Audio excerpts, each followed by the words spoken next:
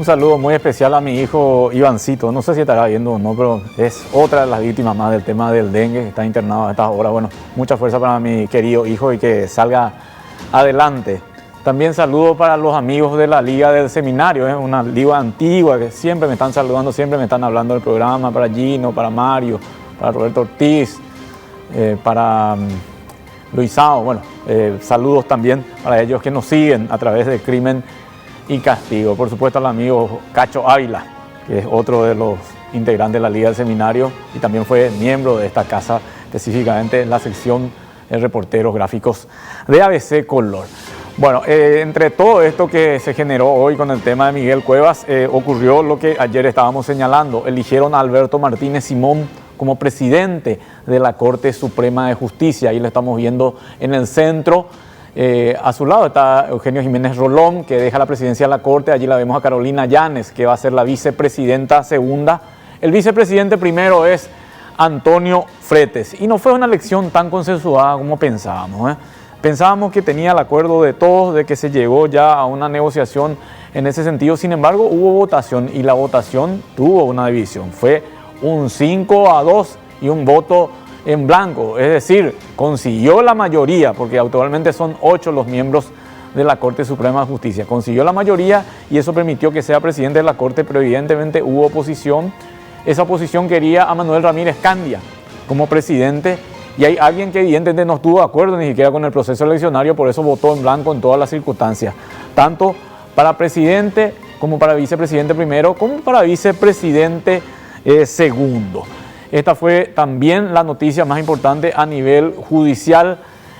En conversación con la ABC Carinal, y lo hablábamos con él el pasado martes, con Alberto Martínez Simón, nos decía que si era electo tenía 2 prioridades. Una de ellas es implementar el sistema digital, el sistema electrónico a nivel país. Hasta donde sabemos, va a pedir apoyo a la Binacional de Itaipú para el respecto, para que se digitalice todo el proceso judicial, es decir, que corra el tema del expediente electrónico, por ejemplo. Y lo otro es ya empezar a hacer, o empezar la idea, a pensar a construir la idea y hacerlo físicamente también, la idea de trasladar la sede de la Corte Suprema de Justicia al local de la Excapasa, la Ex Caña Paraguaya, sociedad anónima, allí en el microcentro, porque el Estado donó ese local a la Corte Suprema de Justicia. Nos decía Martínez Simón que a fin de año, o para el año que viene, la Corte Suprema de Justicia ya se estaría mudando en ese local y estaría descomprimiendo lo que es la actual sede del Poder Judicial en el barrio Sajonia. Por otra parte, Eugenio Jiménez Rolón apunta a ser el representante de la Corte Suprema de Justicia ante el Consejo de la Magistratura, pero esto se conocerá recién, seguramente después del 2 de marzo, porque hasta el 2 de marzo tiene mandato el ministro Luis María Benítez Riera, que va a ser precisamente uno de los que va a votar por la terna que ahora mismo se está en proceso por el cargo que dejó vacante Miriam Peña. Recordemos, la ministra Miriam Peña dejó por cumplimiento de edad límite la Corte el pasado 17 de enero. Bueno, en este tren de situaciones, la Corte Suprema de Justicia ya tiene una nueva mesa directiva. Se notó una división, más allá de que ellos estén señalando lo contrario para la apariencia, evidentemente no hay un acuerdo pleno a nivel de ministros de la Corte. Y un detalle muy importante, este acuerdo no hay porque de alguna forma se rompió la unidad que había entre los nuevos miembros de la Corte Suprema de Justicia. ¿Quiénes son los nuevos miembros? Eugenio Jiménez Rolón, Manuel Ramírez Candia, Alberto Martínez Simón y Carolina Llanes.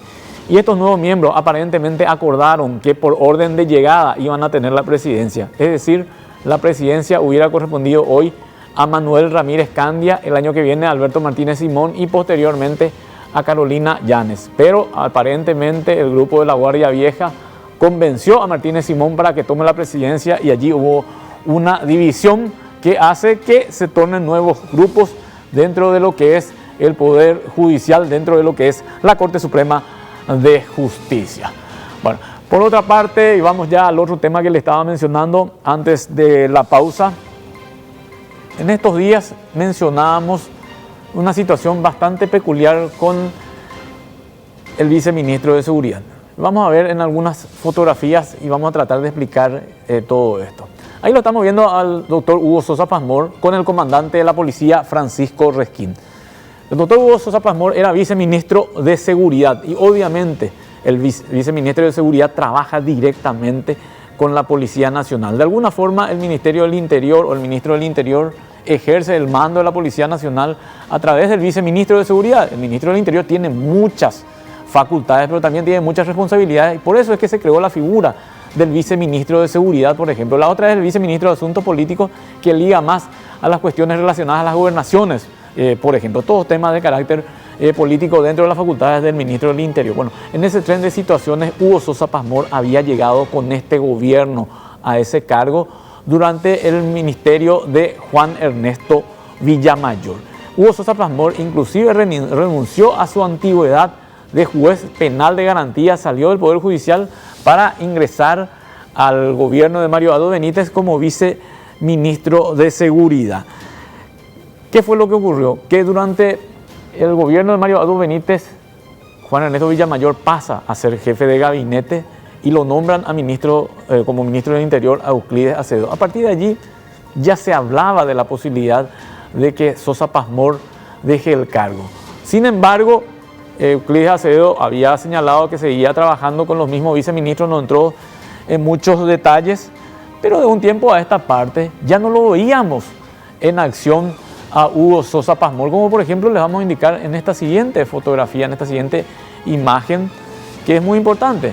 Esto es la constitución del Tribunal de Calificaciones, la semana pasada, y esto ya lo voy a explicar después, si volvemos a la anterior imagen, a esa.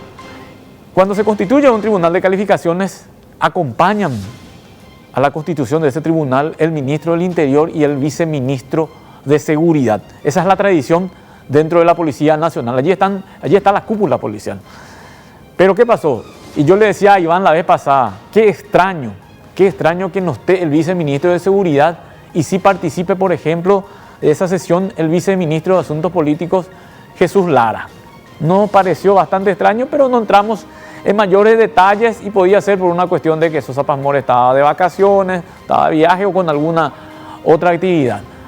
Pero a la siguiente reunión, es la siguiente imagen, nos llamó más todavía la atención. Y ustedes, si nos estaban siguiendo en estos días, recordarán que estuvo acá nuestra compañera Marta Escurra.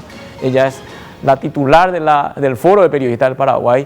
Y esta es una reunión del Foro de Periodistas del Paraguay y otros representantes de gremios periodísticos con la gente del Ministerio del Interior. Esta reunión se tenía que haber hecho con el doctor Euclides Acevedo porque se iba a tocar el tema del asesinato de un periodista en Pedro Juan Caballero.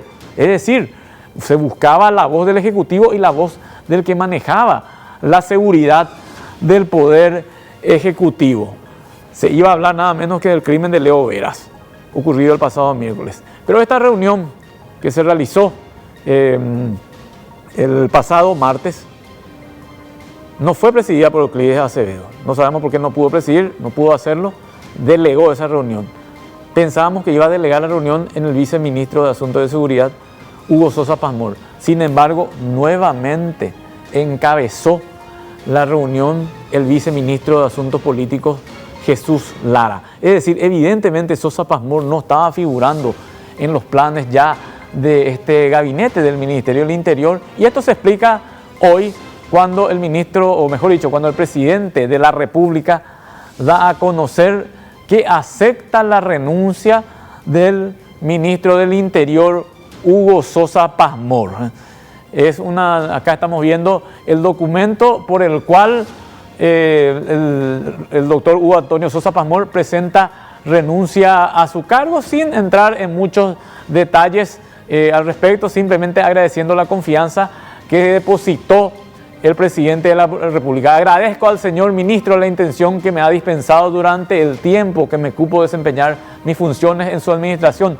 Asimismo, ruego hacer extensiva mi gratitud al excelentísimo señor presidente de la República, don Mario Abdo Benítez, por la confianza depositada en mi persona al distinguirme para ocuparme tan importante cargo dentro de esta cartera de Estado. Dice esta renuncia que fue presentada el pasado 13 de febrero al ministro del Interior, Euclides Acevedo.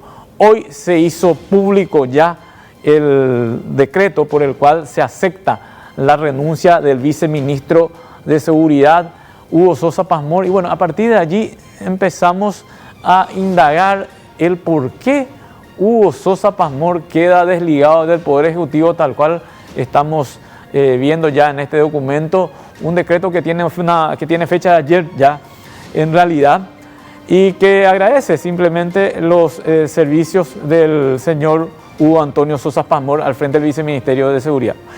¿Qué pudo haber ocurrido? Y hay un rumor que está corriendo fuertemente, pero que hay que decir, nadie lo confirmó, pero está corriendo a nivel del Ejecutivo. Por eso es que también vamos a comentarlo a ustedes, y también estamos queriendo tener la versión del mismo Hugo Sosa Pazmor, a quien lo estamos llamando. Vamos a ver si nos atiende para hablar al respecto. Y tiene que ver con que supuestamente le atribuyen a Sosa Pazmor la filtración de una lista de presidiarios brasileños que debían ser expulsados del país. Es una lista extensa, por cierto, cerca de 100 presos aproximadamente que iban a ser expulsados. Y si hacemos memoria de todo esto, ustedes recordarán que cuando empezamos a tener problemas con este tema del PCC sobre todo, y cuando cuando Marcelo Piloto mataba a una joven en la agrupación especializada, decía el entonces ministro Juan Ernesto Villamayor: vamos a proceder a expulsar a todos los presos brasileños que tienen problemas judiciales en su país, vamos a entregarlo a ellos por la vía administrativa. Ratificaba esto inclusive el titular de la Secretaría Nacional Antidrogas, Arnaldo Yucio, de que se iba a proceder a limpiar las cárceles de presidiarios brasileños, pero no habrá pasado de 12 el número de ciudadanos brasileños con procesos en ese país que fueron expulsados del país. ¿Qué fue lo que ocurrió?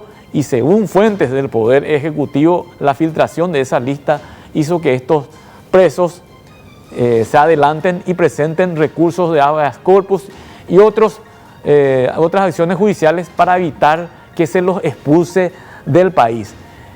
Y esto tiene coherencia porque ningún brasileño quiere ser juzgado en su país, porque sabe que en su país no va a poder dominar el negocio en el cual está inmerso. Estamos hablando de tráfico de drogas o tráfico de armas desde las cárceles de ese país. Recordemos Marcelo Piloto cómo quiso evitar su extradición.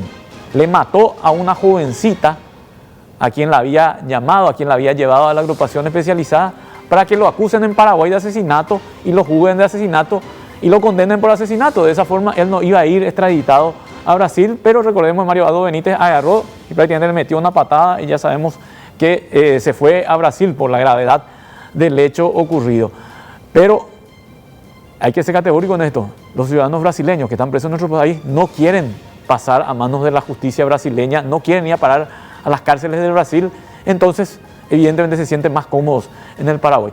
Parece que por allí, digo parece porque no podemos obviamente confirmar esto, hoy lo hablaban nuestros compañeros de ABC Cardinal con el ministro del Interior, Clides Acevedo, y él decía que no tenía ninguna información de esa y que en realidad Sosa Pazmor renunció para dedicarse a otra actividad en el gobierno o en la política. Esa fue la respuesta oficial que dio Clides Acevedo, pero reitero, la información que viene del Poder Ejecutivo, de fuentes del Poder Ejecutivo, es que en realidad la filtración de esa lista de procesados brasileños que iban a ser expulsados del país es lo que le termina condenando al ahora ex viceministro de Seguridad, con quien, insisto, lo decimos al aire porque lo queremos hacer responsable de todo esto. Nuestro productor Blas López lo está buscando, lo está llamando, pero no está contestando a los llamados para también conocer su versión acerca del por qué él decidió alejarse de ese viceministerio al cual había accedido tras renunciar nada menos que a su carrera judicial. Recordemos que fue durante mucho tiempo juez penal de garantías. Entonces, esa fue otra de las novedades que tuvimos el día de hoy en medio de todo este ruido que generó la prisión de Miguel Cuevas, que fue precedido por la elección de un nuevo presidente de la Corte Suprema de Justicia. Vamos a ver si el tiempo de alguna forma explica, nos da la razón o simplemente es una situación coyuntural el hecho de que Hugo Sosa Pazmor haya dejado el viceministerio de Seguridad. Hay que ver también a quién le van a encomendar, esa subsecretaría, que es muy relevante porque tiene a su cargo la coordinación directa del ministro del Interior con el comandante de la Policía Nacional. A la vuelta de la pausa vamos a estar compartiendo mensajes, vamos a estar hablando también de un caso que fue muy sonado y ya tiene derivación hoy a nivel judicial y también a nivel policial, que tiene que ver con la pornografía infantil. Ojo con lo que vamos a estar hablando después de la pausa, porque no es poca cosa. Y hay gente que o está en el negocio o simplemente cae por ingenua y después se mete en un lío muy grande. Vamos a cumplir con él.